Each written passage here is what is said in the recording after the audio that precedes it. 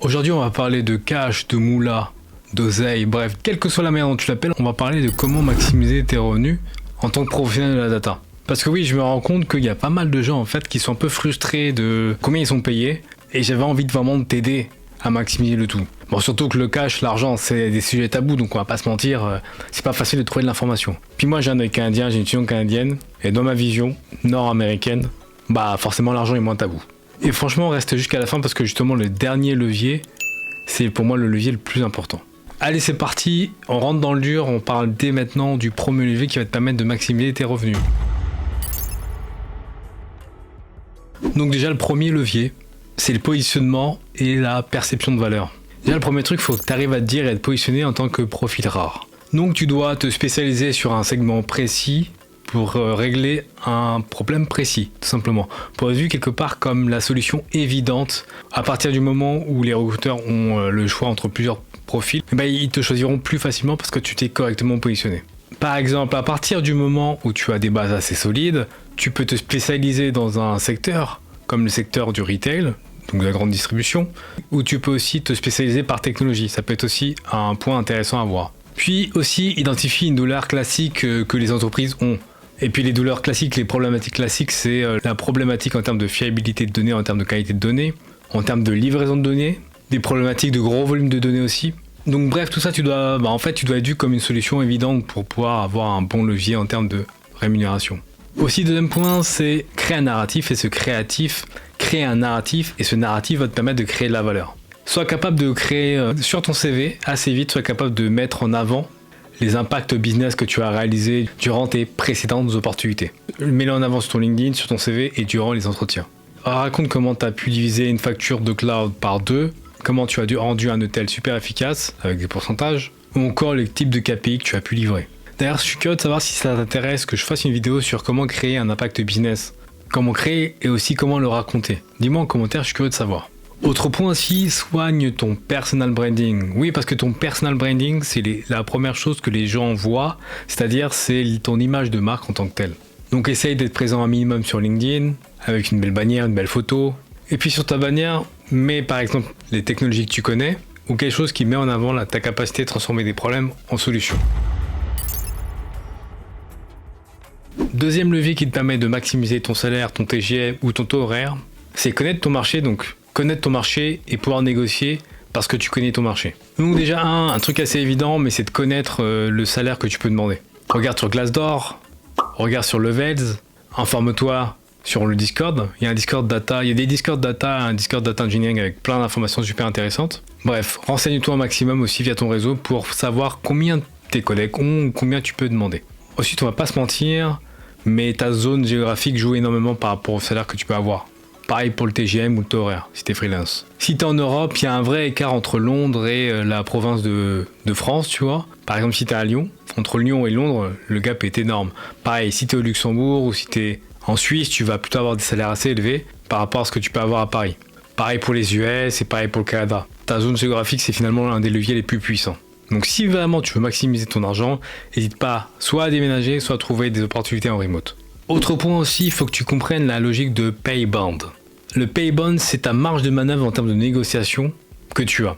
Tout simplement parce que quand tu postules dans une entreprise ou que tu postules même pour un poste de freelance, il y a un budget et c'est ce budget qui est ta capacité de négociation.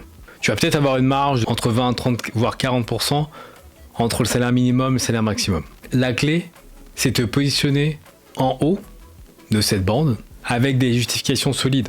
Par exemple, dans le passé, tu as réalisé des choses avec un impact mesurable ou la rareté de tes compétences, tout simplement.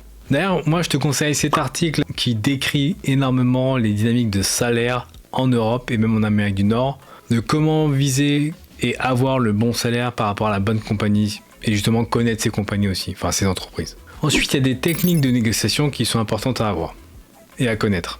Une des techniques, c'est, on va pas se mentir, ne donne jamais ton salaire, en tout cas ton vrai salaire. À ma connaissance, tu n'as pas l'obligation de donner ton vrai salaire.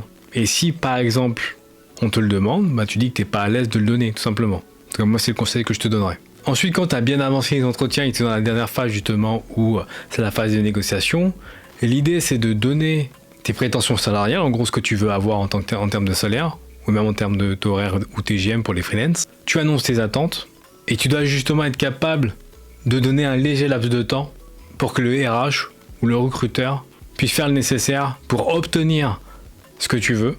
Souvent, il peut y avoir des jeux de déblocage de budget et il faut jouer avec cette attente. Mettons, tu annonces que tu veux 80 000 euros. La personne va dire « Ok, je reviens vers vous ».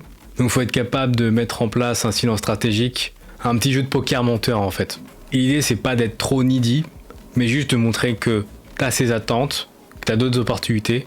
Et même, moi, c'est souvent ce que je propose aussi, ce que je dis aussi, de pourquoi pas avoir deux ou trois autres possibilités en termes d'opportunités, pour ceux qui sont chanceux. Aussi, il faut que tu prépares tes cartouches en termes de négociation. Et pour négocier, regarde l'impact que tu as réalisé dans le passé.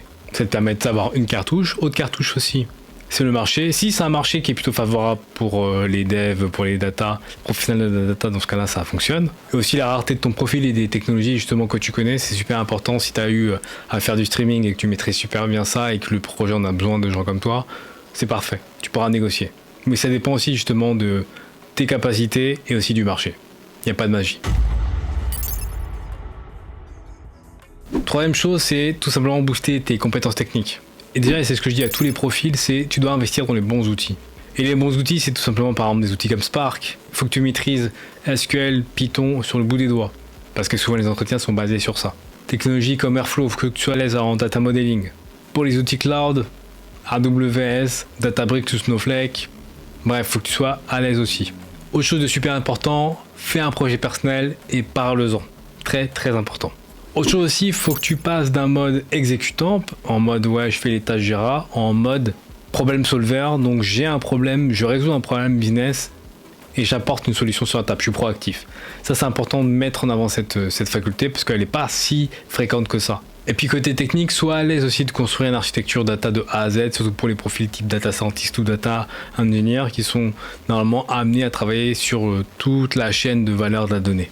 Et puis bien sûr, autre chose, c'est tu dois aussi apprendre au quotidien des nouvelles technologies, faire ta veille, c'est super important et le mettre en avant. Parce que souvent, en entretien, ce qui vient comme question, et c'est aussi une question que je pose, c'est globalement, quelle est la dernière technologie que tu as apprise, quelle est la dernière news que tu as apprise, juste pour savoir si la personne est curieuse. Ok, on passe au quatrième levier, puis j'en ai parlé, mais c'est la localisation. Comme je te le disais tout à l'heure, changer de pays, c'est radical. Si je suis au Canada, c'est pas pour rien, parce que les salaires au Canada sont quand même assez élevés. Même si on va pas se mentir, le coût de la vie aussi est assez élevé. Mais ton levier, parce qu'on est à côté des États-Unis, il est énorme en termes d'opportunités. Donc en gros, t'es un data engineer, data analyst, data scientist, vise la Suisse, vise l'Angleterre, vise le Luxembourg, le Canada et même les États-Unis, bien évidemment. Puis aussi, on va pas se mentir, le changement d'entreprise, c'est clairement un levier pour gagner plus d'argent. Ça, c'est clair. Il n'y a pas de secret. Donc imagine, t'es en France, tu vises des entreprises américaines aux États-Unis. Tu vas passer par exemple de 60K à 200 000 $. Et ça peut être super intéressant pour toi. Autre levier aussi pour maximiser les gains financiers, c'est le freelancing. On va pas se cacher, le freelancing, t'as non seulement la liberté mais aussi le cash. Donc t'as le mélange entre les deux mondes, ça c'est parfait. Et t'as aussi plus d'autonomie. Certains freelances peuvent gagner jusqu'à 1000 € par jour. Et en taux horaire, tu peux monter jusqu'à 150 à 200 $ par heure. Et ça, c'est super intéressant. Aussi, ce qui est intéressant et qui est très sous-estimé, c'est vendre des produits digitaux. Tu peux créer ton propre framework data, mettre une partie en open source et une autre partie payante. Tu peux créer une formation, comme moi j'ai mon bootcamp, je forme des gens. D'ailleurs, si tu es intéressé, je te mets les informations en description de la vidéo, mais je forme les gens et forcément, ça me fait des revenus supplémentaires. Tu peux créer des formations sur Udemy aussi, bref, il y a plein de moyens de générer de l'argent. Et pour moi, le dernier levier qui est pour moi le plus important, c'est la posture. En fait, en informatique, on a tendance à vouloir prouver. On est des prouveurs. Sauf que vouloir prouver avec des certifications et tout ça, ok, au début, quand tu as moins de 3 ans, moins de 5 ans d'expérience, ça passe.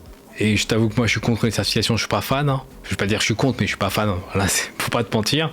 Mais si tu te mets bien en avant avec les bonnes expériences, avec les bons projets personnels, tu vas arrêter d'être un prouveur et tu seras le choix par défaut, tu seras le gars qu'on va choisir quelque part. Et qu'on prendra plaisir à choisir parce que cette personne-là résout vraiment un problème et c'est pas juste un exécutant. Puis autre chose sur laquelle je vais revenir, c'est qu'il faut être capable de se raconter. Oui, ça fait un peu vendeur de rêves, bullshit et tout, mais en fait c'est pas des bullshit. Tu dois être capable de raconter ta valeur parce que c'est ça que les gens vont percevoir. Ok, tu maîtrises le Spark, tu maîtrises DBT, etc. Mais être capable de raconter que tu maîtrises DBT dans un contexte professionnel et bien le faire en mettant en avant des KPI ou des effets de levier que tu as créés grâce aux choses que tu as mises en place, c'est super important. En tant que dev, on oublie souvent que ce qu'on fait a pour le but de maximiser le gain qu'une entreprise fait. Et il faut le mettre en avant parce que toute entreprise, c'est le but d'une entreprise, c'est de gagner de l'argent. Et toi, si tu as été capable de faire gagner de l'argent à une autre entreprise, tu serais capable d'en faire gagner à une suivante. Et pour moi, c'est ça qu'il faut retenir dans cette vidéo, c'est ta capacité à bien te raconter, à avoir les bons skills et afficher les bonnes métriques sur ton CV et quand tu racontes les choses en fait durant les entretiens. Bon. On a fini cette vidéo, j'espère que ça t'a apporté un maximum de valeur parce que je voulais vraiment en parler de ça, cet aspect maximiser tes revenus finalement, que tu sois freelance ou salarié, c'est super important. Et d'ailleurs j'ai mon bootcamp, j'ai mon service d'accompagnement en data qui aide les professionnels de la data à maximiser leurs opportunités et leurs revenus. Oui, parce que je t'accompagne à être plus aiguisé techniquement, à savoir te mettre en avant et à apprendre les bons skills. Et même à passer freelance. Tu trouves le tout en description. Si ça t'intéresse, prends rendez-vous avec moi ou un membre de mon équipe. On sera ravis de prendre le temps de discuter avec toi pour voir s'il y a le bon fit pour notre service d'accompagnement. Sur ce, c'était Willis pour Data from Scratch. Je te dis à la prochaine. Bye.